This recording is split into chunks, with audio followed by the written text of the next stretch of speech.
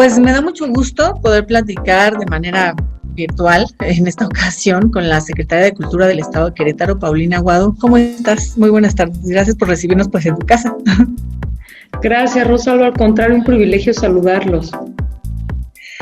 Paulina, pues entrando como un poco al tema, tu trayectoria en el ámbito cultural, en el ámbito artístico en Querétaro no es una novedad, no es de esta administración. Platícanos un poquito cómo fue eso. Sabemos de tu pasión por el arte, de tu gusto por la pintura, pero cómo empezó pues esa pasión artística, cómo se transformó a llegar al sector público. Claro, pues yo inicié trabajando en la administración pública cuando tenía aproximadamente como 17 años. Tuve mi primera oportunidad de colaborar en el Instituto Municipal de la Juventud. Ahí empecé como auxiliar del área de bienestar cultural y poco a poco me fueron invitando a proyectos en donde tuve la oportunidad de ir avanzando en el servicio público. Me ha tocado participar en muchos proyectos culturales que transforman la vida de los espacios, que reestructuran el tejido social y que salvan las plazas públicas, que salvan la comunidad. Afortunadamente he sido testigo de que eso es posible con la cultura. La mayoría de las actividades culturales llegaban hasta el jardín CENEA, Plaza de Armas, y realmente no había esa cobertura de llegar hasta el Jardín Guerrero. Por ello es que se rehabilita toda esta zona y se genera este tipo de proyectos. Posteriormente, ya realizada la galería y el Jardín Queretano, me invitan a coordinar todas las exposiciones culturales del municipio. Entonces me toca realizar la primera exposición en la Alameda Hidalgo, intervenir la Alameda como un foro para exposiciones artísticas. También montamos la primera exposición en el acueducto, en Los Arcos, y de ahí surge la iniciativa de que el acueducto se vuelva como un corredor cultural también de exposición, que son de las primeras ocasiones en las que se interviene el espacio público en Querétaro, porque aunque tengamos ahorita el conocimiento de que esto ya se hace, pues en aquel entonces la realidad es que nunca se había hecho, y esto nos genera la posibilidad de tener nuevos públicos, de invitar a las personas a la cultura y de que Querétaro tenga una huella y un eco relevante en el tema de las exhibiciones, de las magnas exposiciones al aire libre. Se ha combinado esto de ser abogada, ser pintora, el servicio público. Hoy son ya cerca de 17 años ya que tengo en el servicio público. Hablabas ahorita de esa transformación de espacios públicos para ayudar a recomponer estos tejidos sociales, pero hoy, te lo decía antes de la entrevista, es inevitable hablar del tema de la pandemia. ¿Cómo entonces ahora acercar a esa sociedad con tanta problemática a la cultura de esta manera digital? Sí, pues ha sido todo un reto inesperado, creo que todos lo hemos vivido, y afortunadamente hemos sido de los estados privilegiados que han podido contar con presupuesto. Yo tuve una reunión iniciando la pandemia con 15 compañeros secretarios de cultura de 15 estados, y a todos les habían recortado, bueno, no solamente el recurso federal, que ya sabemos todos que se ha ido acortando para la cultura, sino también que ante la situación de la pandemia, los gobiernos habían reducido sus proyectos culturales y sus presupuestos estatales de una manera muy considerable para enfrentar la situación de la pandemia. Y afortunadamente, pues el gobernador a nosotros no solamente no nos ha restado presupuesto, sino que nos ha apoyado con un poco más. ¿Por qué? Porque al inicio de la situación se inició tocando un tema muy importante, el de la salud mental de las personas. Si bien es cierto, estaba sobre la mesa y está sobre la mesa un tema muy, muy delicado de salud física, tenemos otro detalle muy importante, que es el tema de la salud mental de las personas. Son muchos años de confinamiento, muchos meses, de confinamiento, muchos días de incertidumbre, de noticias alarmantes, de miedo, de angustia. Las personas han cambiado completamente, en gran parte, su cotidianidad, y eso desestabiliza a las familias, desestabiliza.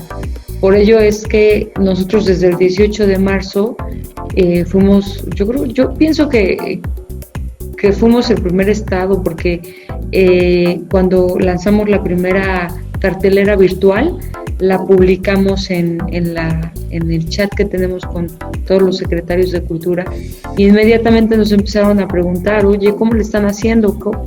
¿Cuál es el mecanismo? ¿En qué consiste? Y esta cartelera virtual no ha parado, no se ha detenido. Desde el día 18 de marzo que empezaron todas estas situaciones y estas circunstancias de cerrar el espacio público cultural, es que inmediatamente lo convertimos en virtual. Y por primera vez la Organización Mundial de la Salud reconoce y recomienda a los países y a los gobiernos el uso de la cultura y del arte como un mecanismo para hacerle frente a la situación actual. Entonces, en ese sentido es la importancia que tenemos que darle a la cultura. Y yo no sé si lo recuerdan, pero inmediatamente cuando empezó todo esto en otros países como en Europa, encontrábamos un aliento y buenas noticias cuando veíamos que un tenor salía y cantaba en su balcón en estos edificios, ¿no? En donde estaba la gente, porque a nosotros ya nos toca la segunda parte, ya más o menos veníamos viendo qué iba a pasar. Viendo qué pasaba, sí. ¿No? Pero ellos que fueron los primeros, y en China también, pues obviamente es todavía más complicado entenderlo, ¿no? Y vemos estos ejercicios en donde el arte empieza a manifestarse de distintas formas y de una calidez humana que hermana, que comunica, que transmite, que logra hacer una entrada distinta ante la vulnerabilidad y ante el pánico. Entonces, es como nos instruye el señor gobernador que lo implementemos, que no pare la cultura. Hoy son más de 1,300 actividades que hemos transmitido en línea. No hemos detenido ningún evento programado, al contrario, se han aumentado, afortunadamente. Los festivales que teníamos proyectados ya los hemos realizado en línea. Ha sido un reto, pero una alegría inmensa, porque hoy son más de 5 millones de personas las que han visto las actividades virtuales, y eso nos lleva a comprometernos aún más, porque quiere decir que esto ha sido bien recibido y que además claro, es necesario. Sabemos, estamos perfectamente claros de que es necesario hacerlo.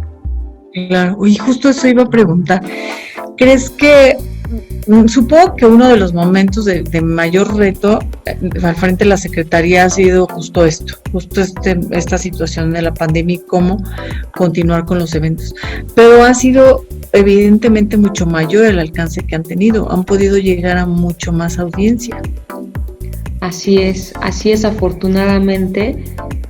Creo que ha sido una oportunidad, pese a las circunstancias, que ha tenido eco. El último festival que realizamos hace pocos días, fue el Festival Santiago en la zona norte del estado, que abarca los municipios serranos y del semidesierto, Y es un festival muy lindo que hacemos con las comunidades, que es el Festival Santiago, y que logramos equiparnos en tiempo y forma con la tecnología para poder llegar a las comunidades, hacer un registro, un levantamiento de artesanías, de música tradicional, de cocina tradicional, de pues los saberes de las personas que hacen que la tradición exista en estas comunidades y que pasa de generación a generación. Y por otro lado, mi pintura yo trato de pintar todos los días, si bien cada época, el ser mamá, el ser esposa, el ser servidor público, te da con el paso de los años el permiso de desarrollarlo, a veces más, a veces menos, pero la pintura también es algo que me voy a morir haciendo, no tengo la menor duda de ello, porque a final de cuentas es algo que es parte mía, es una herencia que tengo la fortuna de tener, que me corre por las venas, que me emociona, que realmente me llena de alegría y que es algo que está permanentemente en mi vida. Entonces, eso es lo que yo veo proyectándome al futuro. Creo que es lo que voy a hacer. Y también mi familia que es también mi prioridad y que es también hoy en día, tú que también eres mamá, Rosalba, entiendes que esta carrera también de ser mamás es grande, claro, es muy importante y es muy trascendental. Yo creo que ahí es en donde las mujeres nos realizamos con mayor satisfacción. Pues te agradecemos mucho, Paulina, la oportunidad. Y pues nos estaremos viendo. Dices que te gustaría continuar en el servicio público y seguramente así será. Muchas gracias.